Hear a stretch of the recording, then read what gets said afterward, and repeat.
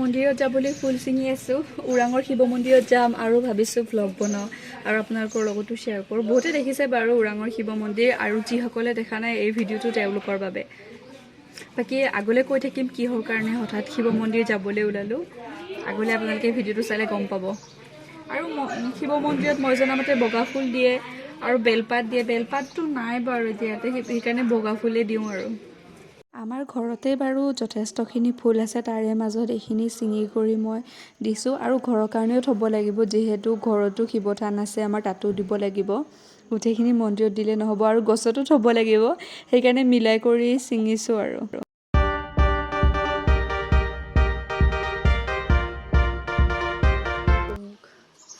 মনে লৈছোঁ বহুতখিনি ফুলেই ল'লোঁ মই এনেকৈ এবিধ দুবিধকৈ ছিঙি ছিঙি বহুতখিনি হ'ল দুবৰি বন ল'লোঁ এয়া ৰঙা ফুল ল'লোঁ তাৰপিছত ৰঙা জবা ল'লোঁ বগা ফুলটো ল'লোঁ আৰু নয়নতৰা ফুল ল'লোঁ এনেকৈ মানে বহুতখিনি ফুল হৈ গ'ল মোৰ লগতে অকণমানি গছ এডালত এটা নাৰ্জী ফুল ফুলি আছিলে সেইটোও ল'লোঁ আৰু দুপাহমান গোলাপ ফুলো লৈ ল'লোঁ ওলোৱা হৈ গ'ল এতিয়া অলপ গহনা পিন্ধি ল'ম নহ'লে ভাল নালাগে ন বহুত খালী হৈ থাকে কিন্তু ইয়াৰ লগত মোৰ মেচিং গহনা আছে মই দেখুৱাইছোঁ ৰ'ব আপোনালোকক প্ৰথমতে মোৰ বিয়া দিয়া ৰিংকেইটা পিন্ধি লৈছোঁ এইকেইটা নহ'লে মোৰ ভাল নালাগে এনেই সদায় পিন্ধি থাকিব পাৰিলে ভাল বাৰু পিছে মোক সদায় পিন্ধি থকা নহয় কেতিয়াবা ক'ৰবালৈ গ'লেহে পিন্ধি যোৱা হয় এনেই সদায় পিন্ধি থাকিব অসুবিধাই লগতে এয়া খাৰুযোৰো পিন্ধি ল'লোঁ মই এয়া ইয়াৰ লগত মেচিং গহনা এডাল পূৰা মিলি যাব মোৰ কাপোৰৰ লগত এয়া মই যে কৈছিলোঁ মেচিং গহনা অলপ দিন হ'ল মই ফ্লিপকাৰ্টৰ পৰা অৰ্ডাৰ কৰিছিলোঁ লগতে আৰু এযোৰ গহনা অৰ্ডাৰ কৰিছিলোঁ দেখিবলৈ বহুত মৰম লগা লগতে মই এয়া মোৰ অকণমানি মৰম লগা ফুলিযোৰো পিন্ধি ল'লোঁ ওলোৱা হ'ল মোৰ ফুল ছিঙিলোঁ লগতে গহনা পাতি পিন্ধিলোঁ আৰু ড্ৰেছটো পিন্ধিলোঁ এতিয়া যোৱাহে কথা আৰু যাওঁ এতিয়া গৈ থাকোঁ ব'লক আপোনালোকক দেখুৱাই থাকিম লগতে মোৰ ফুল লুকটো আপোনালোকক দেখাইছোঁ ৰ'ব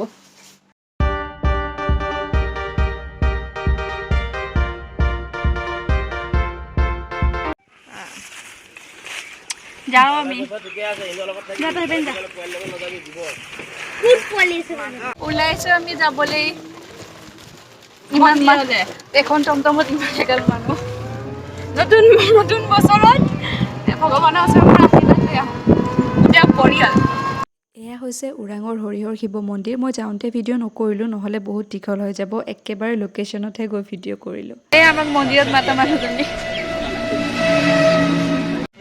মন্দিৰ আহি পাই গ'লোঁ আমি এতিয়া তেল ল'ম চাকি ল'ম আৰু শলিতা ল'ম বাকীখিনি আধা আধি যোগাৰটো আনিছোঁৱে বাৰু ইয়াত লৈ লওঁ মইতো ঘৰৰ পৰাই দেখিছেই ফুল ধূপ এনেকৈ লৈ আহিছিলোঁ ধূপানাখিনি দেখুওৱা নাই পিছে লৈ আহিছিলোঁ আমি মন্দিৰ ইয়াতে বহুত ভিৰ হৈ আছে গাড়ীৰ শব্দ চাগে সোমাই নাপাব এই মন্দিৰটো দেখিলে মোৰ কলেজলৈ মনত পৰে কলেজৰ দিনবোৰ বহুত বেছি মনলৈ আহে যিহেতু আমি অট'ত যাওঁ গ'লে মানে অহা যোৱা কৰোঁতে মন্দিৰটোত সেৱা কৰি যাওঁ আৰু ভিতৰত খোলে আহি পালোঁ ৰখক এতিয়া ভিতৰত যাওঁ পেহীয়ে ঢেৰ যোগাৰ লৈ আহিছে মানে শৰাই আগবঢ়াই থৈছিলে তাকে এতিয়া ভিতৰত যাওঁ ৰখক বহুত দিনৰ মূৰত আহিছোঁ বহুত বছৰ আগতে লগৰ ছোৱালীজনীৰ লগত আহিছিলোঁ ব'লবমৰ সময় আছিলে পূৰা বৰষুণ দি আছিলে এতিয়া বহুত দিনৰ পিছত আকৌ আহিছোঁ অহা যোৱা কৰা বাটত দিনটো কুশলে মংগলে যাবলৈ কিমান যে প্ৰাৰ্থনা জনাই যাওঁ এই মন্দিৰটোত বাৰু এতিয়া ভৰি হাত ধুই মন্দিৰৰ ভিতৰলৈ আহিলোঁ আমি এতিয়া মন্দিৰত চাকি জ্বলাম মন্দিৰৰ ভিতৰ ভাগত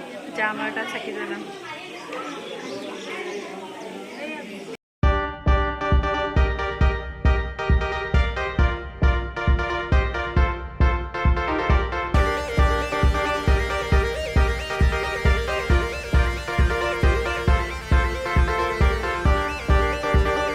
এয়া আমাৰ চাকিকে গছি মন্দিৰত আগবঢ়োৱা এনেকৈ সজাই পৰাই দিলে দেখিবলৈও ভাল লাগে আৰু চিজিল হৈ থাকে বস্তুটো নহ'লে অলপ চেদেলি ভেদেলি হয় দেখিবও বেয়া লাগে চাকি আচলতে ভিতৰত জ্বলাবলৈ নিদিয়ে নহ'লে তেলবোৰ বহুত লেতেৰা হৈ যায় টাইলছত সেইকাৰণে বাহিৰত এয়া জেগা থৈ দিছে চাকি জ্বলাবৰ কাৰণে এতিয়া মই ওপৰত আহিছোঁ হনুমান প্ৰভুৰ ওচৰত চাকি ধূপ দিবৰ কাৰণে তাতে চাকি দিয়া নাছিলোঁ বাৰু মই ধূপ দিছোঁ আৰু তাতে চাকি দিয়াৰ ব্যৱস্থা তেনেকৈ নাছিলে এগছিয়ে চাকি জ্বলি আছিলে এনেকৈ মই নিজেই হনুমান চালিচা পাঠ কৰি কৰি হনুমান প্ৰভুৰ ওচৰত ধূপ ফুৰালোঁ লগতে এতিয়া মন্দিৰৰ ভিতৰ ভাগত আহিছোঁ ইয়াতে মই শিৱলিংগত পানী ঢালিলোঁ আৰু ফুল দিলোঁ আৰু নিজৰ মনোকামনা ক'লোঁ আমাৰ পূজা কৰা হ'ল এতিয়া আমাক ফুট লগাই দিব চাকি জ্বলালোঁ ধূপ জ্বলালোঁ শিৱলিংগত পানী ঢালিলোঁ গোটেইখিনি কৰিলোঁ এতিয়া ফুট লগাই দিব আমাক হ'ল, ফুটটো লগোৱা হৈ গ'ল। ফুটটো লগোৱাৰ পিছতে কিবা মন্দিৰত আহি পেলাই সফল হ'লো নিচিনা লাগে। মোৰ নাজানো কিহৰ কাৰণে।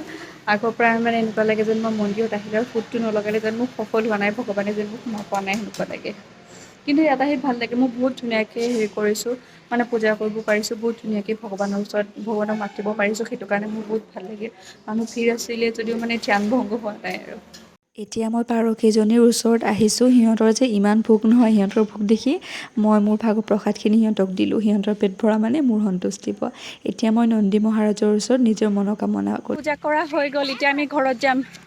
এই পেহীহঁতৰ ঘৰত নাযাওঁ ন, এতিয়া আমি ঘৰলৈ যাওঁগৈ নেকি? কি পেহীহঁতৰ ঘৰত নাযাম, কি কথা কোৱা? আপুনি কিহৰ কাৰণে মন্দিৰ শৰাই দিছিল কৈ দিয়ক আকৌ। আমাৰ বৌ অসুখৰ কাৰণে। 5 বছৰ আগতে 5 শৰাই বছৰ দিছিলে আগতে দিয়া। আৰু 5 বছৰ পিছত মানে শৰাই আগবঢ়াইছে, এতিয়া 5 বছৰ পিছত শৰাই দিবলৈ আহিছে। কিয় ইমান দেৰি হৈ গ'ল মানে? খাওঁ আমি, মন্দিৰৰ পৰাতো অথনি আহিলোঁ, তাৰপিছত আৰু ভিডিঅ' কৰা নহ'ল। এতিয়া ভাত খাই অলপ বহি আমি ঘৰলৈ যামগৈ, তাতো ঘৰতো কাম আছে বহুত। মোৰ দেখিছে টেষ্ট পুৰা চেঞ্জ হৈ গ'ল। এতিয়া পেহীয়ে ভাত বাঢ়ি আছে। পেহীয়ে খুব মৰমেৰে আমাৰ কাৰণে ভাত বনাইছিলে আৰু আমি খুব তৃপ্তিৰে এসাঁজ খালোঁ পেহীৰ ঘৰত। ভাল লাগে এনেকৈ লগে ভাগে খাই। কেতিয়াবা খোৱা হয় বাৰু, যেতিয়া পেহী আমাৰ ঘৰত আহে, নহ'লে যেতিয়া আমি পেহীহঁতৰ ঘৰত যাওঁ, এনেকৈ লগে ভাগে খাওঁ। আৰু এনেকৈ খালে দুটামান ভাত বেছিকৈও খাব পাৰি, অকলে আৰু কিমান খাব ন। দুটামান ভাত বেছিকৈ খোৱাকৈ বেলেগৰ লগত বহি খোৱাই ভাল।